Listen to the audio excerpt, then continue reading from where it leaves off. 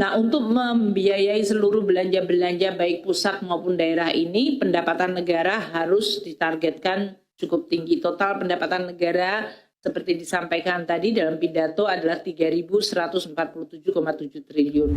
Memang kondisi ekonomi kita memang belum pulih betul dari pasca Covid, kemudian berbagai tekanan internasional belakangan yang terjadi. Kemudian juga jangan lupa bahwa kemarin di awal-awal tahun itu kita sempat ada pengetatan anggaran dan itu sangat-sangat berpengaruh terhadap Ya, ini mungkin perlu upaya yang lebih baik lagi, lebih optimal lagi di semester 2 maupun juga sampai tahun depan supaya penerimaan pajak itu lebih baik lagi ya.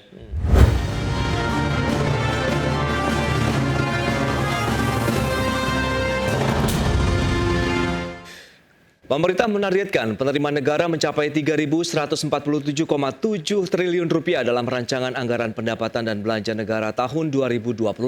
Menteri Keuangan Sri Mulyani Indrawati menyebutkan target tersebut akan dicapai dengan reformasi penerimaan negara.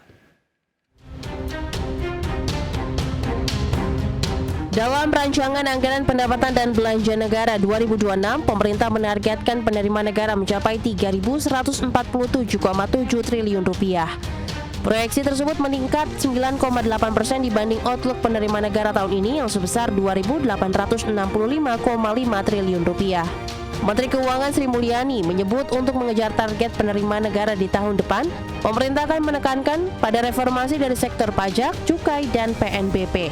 Nah, untuk membiayai seluruh belanja-belanja baik pusat maupun daerah ini, pendapatan negara harus ditargetkan cukup tinggi. Total pendapatan negara seperti disampaikan tadi dalam pidato adalah 3.147,7 triliun.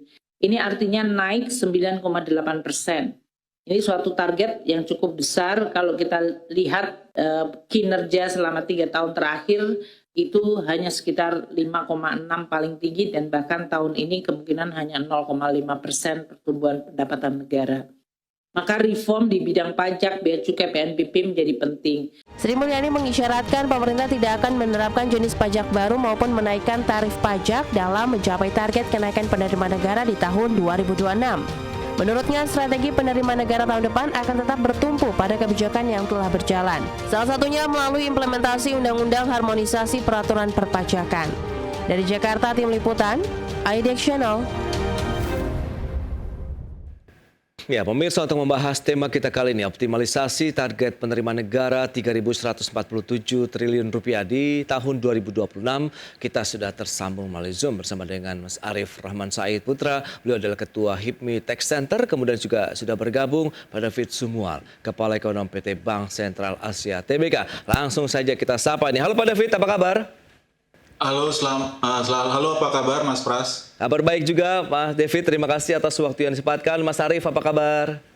Halo Mas Pras, apa kabar? Kabar baik, Alhamdulillah. Terima kasih atas waktu yang disempatkan. Tadi sudah disampaikan begitu dari sisi target penerimaan negara tahun depan naik sampai dengan 3.147 triliun. Tapi sebelum membahas lebih jauh, kita akan review dari Pak David dulu nih ya. Ekonomi di kuartal kedua kita tahu tumbuhnya 5,12%. Begitu. Bahkan kita lihat ini ada anomali dari sisi penerimaan pajak yang justru mengalami penurunan atau kontraksi sekitar 7% di sepanjang semester 1 2025. Apa yang bisa kita cermati dengan kondisi ini, Pak David?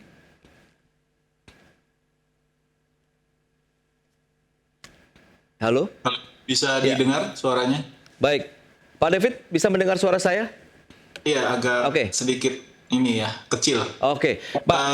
Ya, basically di semester 1 ini memang PPN dan PPNBM dan penerimaan pajak secara keseluruhan itu menurun ya, dan ini kalau kita lihat memang kalau yang di luar pajak terkait dengan harga komoditas juga yang melambat ya, terutama untuk batu bara, CPO, walaupun CPO terakhir ini memasuki bulan Agustus sudah pulih ya, tapi sepanjang semester 1 memang agak lemah untuk penerimaan non pajak nih dari yang kaitannya dengan komoditas. Dan memang di semester 1 ini juga kita lihat ada beberapa kendala ya, terutama terkait dengan perluasan pajak berbasis data nih ya. Jadi ada waktu itu kita rencana untuk menerapkan sistem Cortex tapi ada penundaan dan ini mengganggu juga ya penerimaan di semester 1 ya. Secara keseluruhan memang kondisi fiskal masih relatif sehat di semester 1 ini, tapi memang membutuhkan basis penerimaan yang lebih kuat ya. Jadi tapi jangan sampai mengganggu juga daya beli masyarakat tentunya ya. Jadi kondisinya memang penuh challenge di semester 1 ya, jadi memang ke depan mungkin perlu keseimbangan ya antara bagaimana kita dorong mobilisasi penerimaan, tapi di sisi lain juga kita ingin tetap menstimulasi ruang gerak dari dunia usaha sendiri ya. Jadi lewat mungkin insentif-insentif fiskal yang tepat, terukur, dan punya dampak multiplier yang luas, terutama untuk sektor-sektor padat karya ini, Mas Pras ya. Oke. Ada beberapa poin yang perlu dicermati dari sisi keseimbangan penerimaan, kemudian tapi jangan sampai mengganggu juga ya dari mungkin beban masyarakat begitu saat ini dengan adanya apakah entah itu kenaikan pajak ataupun mungkin ada beberapa pajak-pajak lainnya. Tapi yang perlu dilihat ruang juga diberikan untuk dunia usaha untuk dari sektor pajak. Nah, dari HIPMI Tech Center sendiri, Mas Arief, Anda melihat bagaimana kalau kita review di semester 1 tahun ini untuk dari sisi perpajakannya? Baik, terima kasih Mas Pras. Jadi memang kalau kita lihat tadi seperti yang disampaikan oleh Mas David ya, memang kondisi ekonomi kita memang belum pulih betul dari pasca Covid, kemudian berbagai tekanan internasional belakangan yang terjadi. Kemudian juga jangan lupa bahwa kemarin di awal-awal tahun itu kita sempat ada pengetatan anggaran dan itu sangat-sangat berpengaruh terhadap government expenditure sehingga berpengaruh terhadap penerimaan perpajakan kita.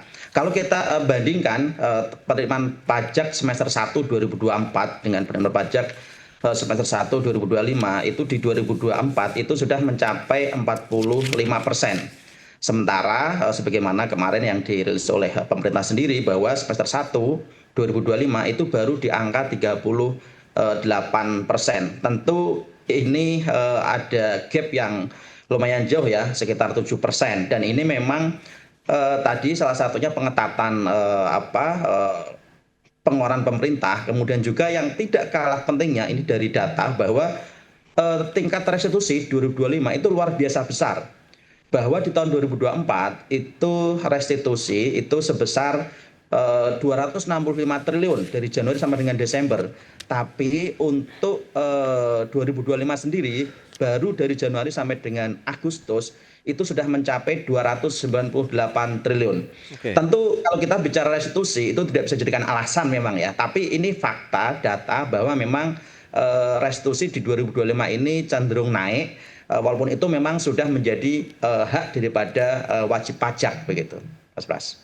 Baik. Nah dengan kondisi seperti saat ini, Anda melihat bagaimana dengan optimalisasi penerimaan negara di tahun 2026? Apakah kinerja semester 1 tahun 2020 ini bisa menjadi pijakan yang cukup kuat atau justru masih banyak PR yang harus dituntaskan ini, Mas Arief?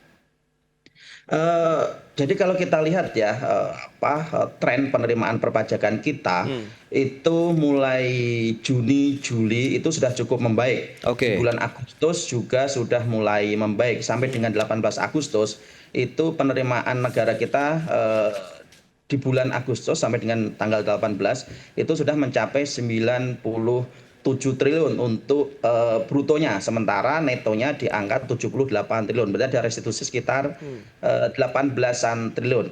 Nah, ini angka yang sudah cukup bagus ya kalau kita lihat dibanding dengan tahun 2024 kalau kita bicara dibandingkan dengan tahun sebelumnya.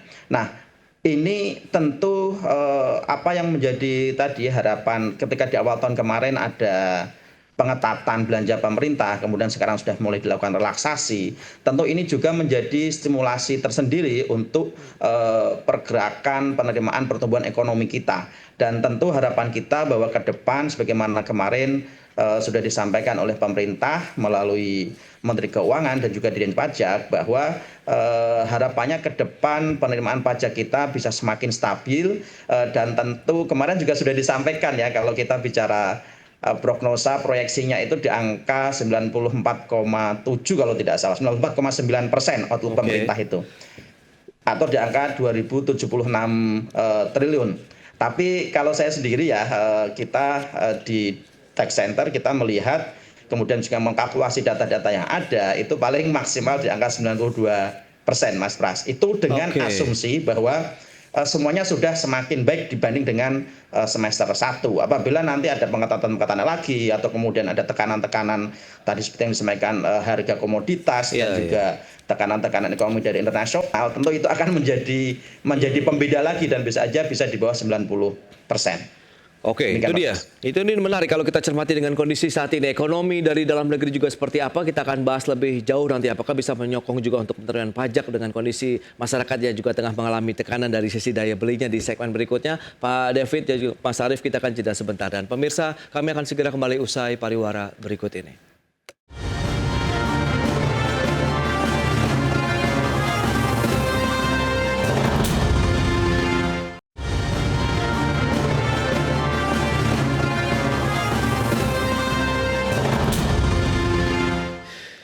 Ya, Anda masih menyaksikan Market Review. Pemirsa, berikut ini kembali kami sampaikan data untuk Anda terkait dengan seperti apa kinerja penerimaan negara. Seperti yang bisa Anda saksikan di layar televisi Anda, kita akan cermati bersama dari tahun 2023, kemudian seperti apa gerakannya sampai dengan tahun ataupun outlook di RAPBN 2026.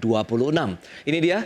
Untuk 2023 ada 2.783,9 triliun, naik cenderungannya kita lihat untuk tren penerimaan negara dari tahun 2023, 2025 proyeksinya mencapai 2.865,5 triliun rupiah. Sementara tahun depan ditargetkan tembus di atas 3.000, tepatnya di 3.147,7 triliun rupiah. Dan selanjutnya dari sisi penerimaan perpajakannya seperti apa? Ini dia, kita akan cermati bersama juga 1.867,9 triliun di tahun 2023, sama trennya juga dengan penerimaan negara, dan ini dari sisi perpajakannya naik terus. 2025 diharapkan 2.076,9 triliun, tahun depan diharapkan ada 2.357,7 triliun untuk penerimaan negara dari sektor perpajakan. Nah, lantas bagaimana dengan tax ratio-nya? Ini dia, kita lihat rasio perpajakan kita, persentasenya terhadap PDB, produk domestik bruto, tahun 2023 10,31%, 2024 10,08%, 10,03% di outlook 2025 ini, sementara tahun depan diharapkan dalam RAPBN mencapai 10,47% terhadap PDB. Itu dia beberapa data yang sudah sampaikan, kemudian kita akan lanjutkan kembali perbincangan bersama dengan Mas Arief Rohman, kemudian juga Bapak David Sumual. Nah, dengan beberapa data tadi yang sudah disampaikan, Pak David, dari sisi ekonomi Anda melihat,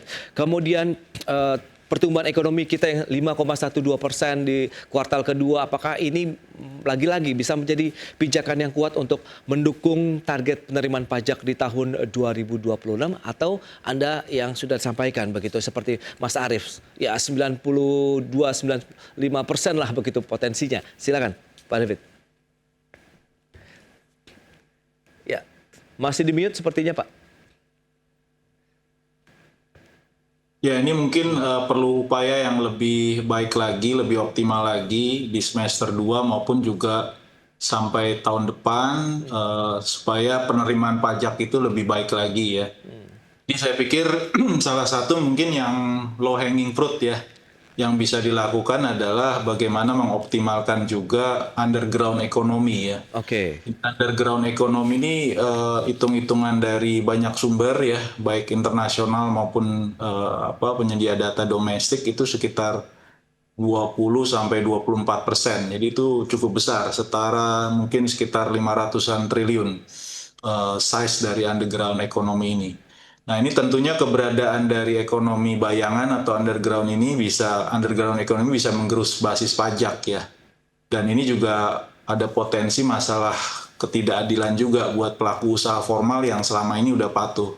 Jadi menurut saya selain tadi memang kita bergantung, kalau penerimaan pajak ini kan sangat tergantung pada kue ekonominya seberapa besar dan seberapa cepat nanti bisa tumbuh gitu ya. Oke.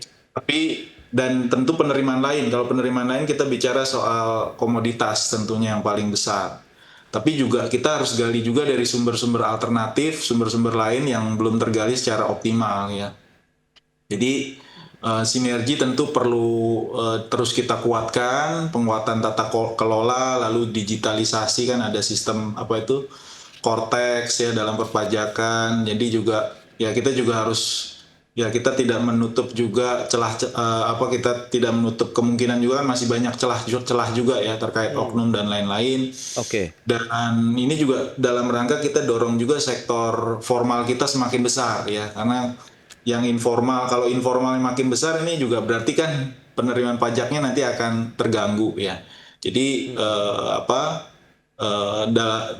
ini dengan upaya ini kita harap penerimaan negaranya bisa meningkat di satu sisi, tapi juga tidak mengganggu stabilitas ya, karena kalau kita berbicara hanya soal tarif, gampang sekali naikin tarif gitu kan, tarif kita naikin aja nanti penerimaan pajak naik, tapi nanti ujung-ujungnya pengaruh ke pertumbuhan ekonomi, apalagi kalau itu mempengaruhi sektor-sektor yang penyerapan tenaga kerjanya besar ya, jadi nanti akan mengganggu juga penyerapan tenaga kerja kita khawatirnya. Jadi mungkin perlu ada upaya-upaya yang kreatif, yang inovatif dari segi potensi yang masih cukup besar. Tadi hitung-hitungan dari IMF yang saya pernah baca, terus juga dari macam-macam dari BPS dan lain-lain itu yang cukup besar ya, sekitaran 500 triliun yang belum tergarap ya. Oke, nah pemerintah mengisyaratkan tidak akan mengeluarkan tarif baru atau pajak alternatif guna mengejut target penerimaan pajak. Nah, lantas seperti apa optimalisasi yang akan dilakukan pemerintah ini, Pak David, menurut Anda di tahun depan? Ya ini ya tadi yang saya katakan Mas Pras ya, kalau hanya bergantung tarif sangat mudah kita naikkan tarif, tapi kan kita tahu juga waktu di awal tahun sempat tuh ya ada wacana kenaikan tarif PPN misalnya, tapi kan protes dari masyarakat luas ya. Karena ujung-ujungnya kan kalau pajak itu yang bebannya bukan ke pengusaha sebenarnya. Bebannya itu ke masyarakat luas yang kan kalau pengusaha kan gampang aja dia transmisikan aja ke harga penjualan produknya gitu kan. Nah itu akan jadi beban masyarakat tentunya. Jadi perlu upaya-upaya kreatif dari pemerintah. Dan di saat yang sama juga kita lihat kan sekarang lagi ramai nih kenaikan di beberapa daerah memicu demo. Yang kemarin. Pajak bumi bangunan ya. Nah ini juga makanya kita perlu percepatan juga dalam kita memutar roda ekonomi nih, karena sebagian ini kan karena ada beberapa flagship program pemerintah juga yang belum jalan optimal ya. Jadi kita mau dorong juga nih yang flagship program pemerintah supaya jalan optimal, perputaran uangnya juga jadi lebih cepat. Sehingga karena ini sebagian juga kan ditarik ke program-program tersebut. Jadi transfer ke daerah itu kan ditarik tuh.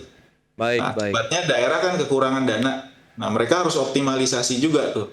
Tapi ada juga daerah yang nggak mau pusing, mungkin dia naikin aja tarifnya gitu, PBB-nya atau yang lain gitu. Nah, itu yang mungkin juga harus kita pikirkan bagaimana mempercepat tadi supaya perputaran ekonomi. Tadi dikatakan Mas Arief juga kan ini belanja pemerintahnya belum optimal ya di semester 1. Nah kita percepat sehingga tadi perputaran uang bergerak sehingga juga akan menambah penerimaan negara tentunya lewat pajak.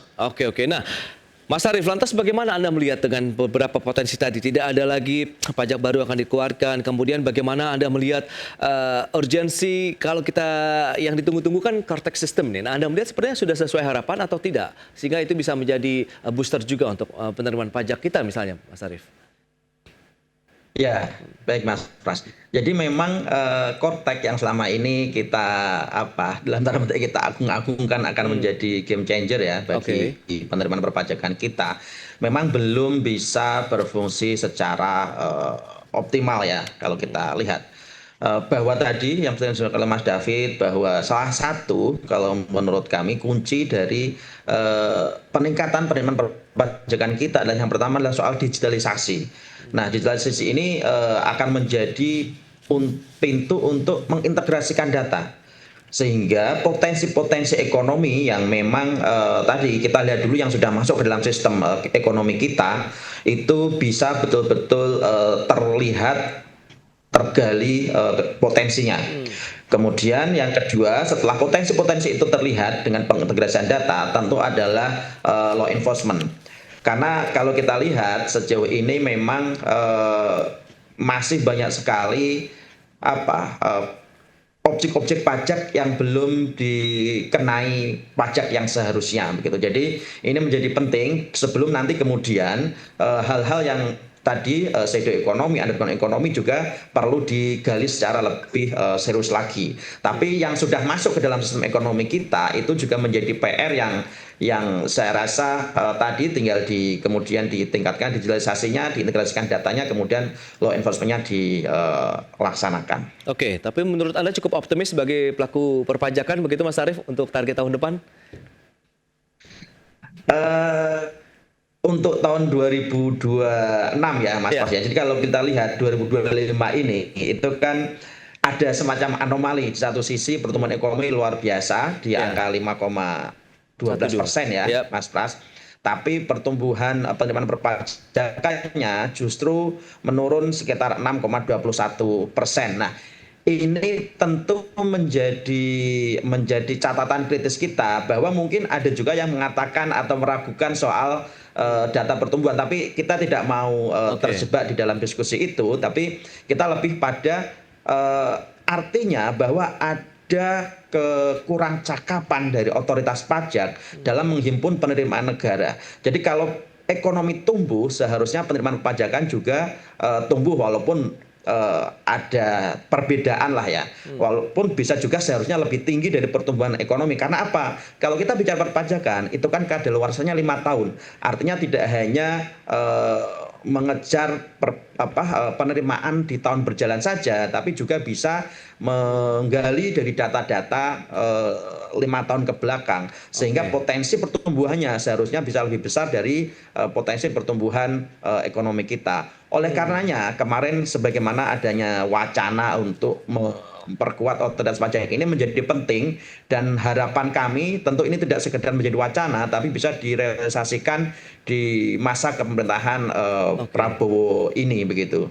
Mas Baik Pras. ya, itu dia beberapa rekomendasi atau mungkin review yang sudah disampaikan pelaku usaha kemudian ekonomi ya terkait dengan target dari penerimaan negara kita begitu di tahun depan mencapai 3.147 triliun rupiah. Baik, Pak David kemudian Mas Arief, terima kasih banyak atas informasi, update dan juga insight yang sudah disampaikan kepada pemirsa pada hari ini. Selamat melanjutkan aktivitas Anda kembali. Salam sehat. Sampai berjumpa kembali Pak David, Mas Arief. Terima kasih. Mas David. Ya, makasih. Baik pemirsa, 1 jam sudah saya menemani Anda dalam Market Review dan perbaharui terus informasi Anda hanya di IDX Channel, your trustworthy and comprehensive investment reference. Karena urusan masa depan harus terdepan, aku investor saham. Ya saya, Prasetyo Wibowo, beserta seluruh kerabat kerja yang bertugas pamit undur diri. Terima kasih, sampai jumpa.